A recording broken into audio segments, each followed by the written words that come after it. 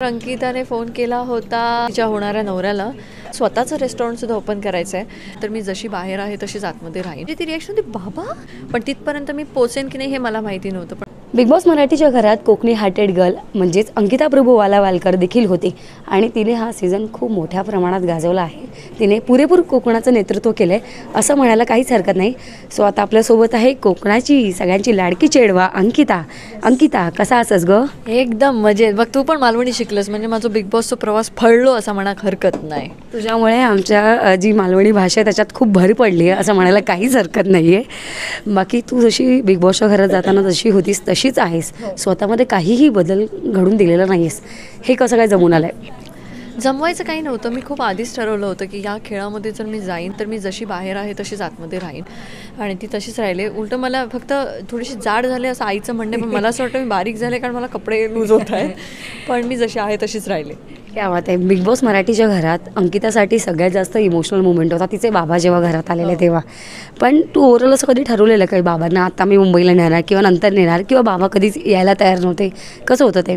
बाबांना मला आणायचं खूप आधीपासून होतं. म्हणजे मी 2018पासून ट्राय करत होते बाबांना कन्व्हिन्स करायला की मुंबईत या. पण त्यांनी नकार दिला होता की त्यांना नाही यायचं, त्यांना फिरण्यात इंटरेस्ट नाही आहे आणि त्यांना मुंबई बघण्यात काही इंटरेस्ट नाही आहे. आणि आत्ता जेव्हा मी बिग बॉसमध्ये जात होते तेव्हा मी त्यांना असं म्हणाले होते की तिथे एक फॅमिली वीक असं असतं, पण तिथपर्यंत मी पोचेन की नाही हे मला माहिती नव्हतं. पण मी त्यांना हे सांगितलं होतं की जर मी तिथपर्यंत पोचले तर तुम्ही येऊ नका, कारण मला तुम्हाला मुंबई फिरवायची आहे. तुम्ही तिथे आलात तर मी घराच्या आत असणार आणि तुम्ही बाहेर काय फिरणार हे मला माहीत नसणार, त्यामुळे प्लीज तुम्ही येऊ नका कोणीच, असं मी सांगून आले होते.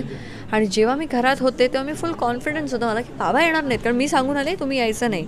आणि दरवाजा उघडला आणि जेव्हा बाबा दिसले त्यामुळे माझी ती रिॲक्शन होती बाबा मुंबईला आलात तुम्ही, म्हणजे कठीणच आहे ही गोष्ट. आणि ती बिग बॉसनी पॉसिबल केली. तुझ्या अश्रूद्वारे तुझ्या भावना एकंदरीत आम्हाला दिसून आल्या होत्या. सगळ्यांपेक्षा जास्त जेवण चांगलं अंकिता करायची आणि सगळ्यांसाठी करायची. कधीच तिने भेदभाव केला नव्हता. सो याच्याबद्दल काय सांगशील?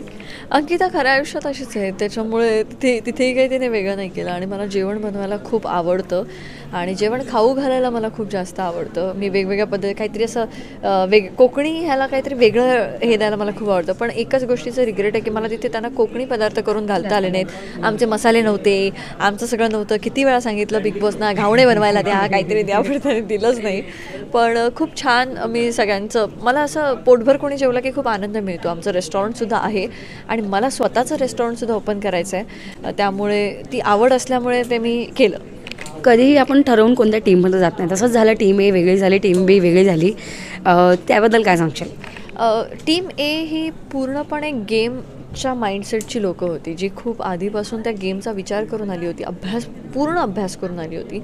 आणि टीम बी ही आपसुकच बनली गेली. एक असे म्हणायला की एक मित्रमैत्रिणी जसे एकत्र असं, आणि एक सेम विचारांची माणसं, जी जास्त भांडकुदळ पण नाही आहे, जी हवं तेवढं थोडक्यात बोलणारी आहेत, अशी सगळी आपोआप एकत्र जोडली गेली आणि त्यामुळे टीम बी बनली. जेव्हा टीम बीमध्ये वाद यायला सुरुवात झाली तेव्हा सगळ्यात पहिला अभिजित टीममधून बाहेर पडला. सो तुझं अभिजितबद्दल तेव्हा ओव्हरऑल जे मत होतं ते आत्ता पण आहे की कसं काय?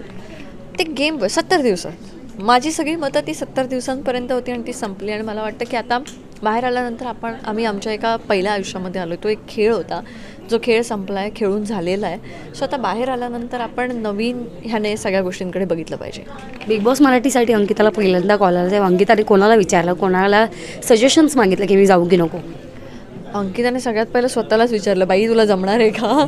त्याच्यानंतर अंकिताने फोन केला होता तिच्या होणाऱ्या नवऱ्याला, कारण आमचं लग्नाचा प्लॅन होता आणि त्याच्यात बिग बॉस आले तर आता काय करू. तर त्याचं असं म्हणणं होतं की वेळ घे, थोडासा विचार कर आणि तू ठरव तुला काय वाटतं ते सांग. आणि त्यानंतर अंकिताने फोन केला आईबाबांना. तर आईबाबांना बिग बॉस म्हणजे काय तेच माहिती नव्हतं.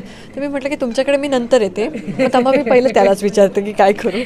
आणि मग मी विचारलं माझ्या बहिणींना, तर त्यांनी मला सांगितलं की आमच्याकडनं तर नकार आहे, कारण तुला ते जमणार नाही, तू खूप फार इमोशनल आहेस, तू टिकणार नाहीस.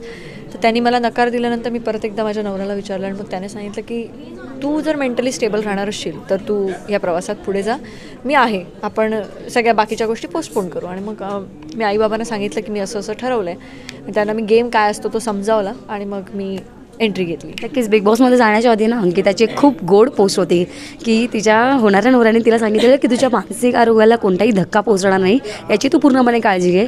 तर याची काळजी तू नक्कीच घेतली आहे. पण आता सगळ्यांना नेमका पडलेला प्रश्न की अंकिताचा कोकणी हार्टेड बॉय कोण आहे, कोण आहे? कोण आहे ते मी तुम्हाला लवकरच सांगेन. मी खरंच सगळ्यांना सांगू इच्छिते की मी असं काही मुद्दामून लपवत नाही आहे किंवा काहीतरी मोठं आहे उगीच काहीतरी लपवून ठेवा आणि मग त्याचं हे करा, असं नाही आहे. काहीतरी कारणं आहेत की आम्हाला त्या गोष्टीची असंच सगळ्यांमध्ये ते मिक्स नाही करायचे. आता सध्या बिग बॉसमधनं मी बाहेर आले, ते सगळं आहे. मला एक थोडासा वेळ घेऊ दे, एक सेटल होऊ दे, एक छान वातावरण निर्मिती झाली की चांगल्या एका प्रोजेक्टद्वारेच मी तुम्हा सगळ्यांसमोर तो कोकण हार्टेड बॉय घेऊन येईन. आत्तापुरतं मी एवढंच सांगेन की तुम्हाला की तो सुद्धा इंडस्ट्रीमधलाच आहे आणि मी दोघेही एकाच फील्डमध्ये आम्ही काम करतो आहे. लवकरच तुम्हाला मी सांगेन. ॲक्टर आहे कोण आहे, काही हिंट की काहीच मिळणार नाही आहे? एवढं सांगितलं तर तुम्ही बरोबर शोधून काढणार, मला माहिती आहे. तुम्ही आत्ता तुमची सूत्र फिरवणार. बरं, आता सध्या सूरज विनर झाला आहे, म्हणजे ओव्हरऑल सूरज बिग बॉस मराठीचा 5चा विनर झाला आहे, बरोबर. पण जेव्हा घरात होता तेव्हा बऱ्याच सूरजला अनेकांनी सपोर्ट केलं नव्हतं. इनफॅक्ट टीम बी म्हणून सुद्धा हवा तेवढा सपोर्ट सुरुवातीला लाभला नव्हता. सो याच्याबद्दल काय सांगशील? नाही, असं कधीच नव्हतं. टीम बीकडनं त्याला नेहमीच सपोर्ट होतं. उलटं सूरज काही आठवडे खूप म्हणजे तो आधी माणसांशी जोडण्यात त्याला वेळ गेला, तो हळूहळू खुलत गेला आणि हळूहळू तो बोलत गेला. लोकांशी जशी त्याची ओळख वाढली तशी मला तर वाटतं की 100 दिवसांचा जर खेळ असला असता तर एक वेगळा सूरज महाराष्ट्राला दिसला असता. पण त्याला सपोर्ट होताच आणि आता तो जिंकला आणि टीम बीचा सदस्य जिंकला, सगळ्यांनाच आनंद आहे. काय वाटते बिग बॉसचा प्रवास अंकिता एका वाक्यात काय सांगेल जातं आता? एका वाक्यात, जसे आहात तसे राहा.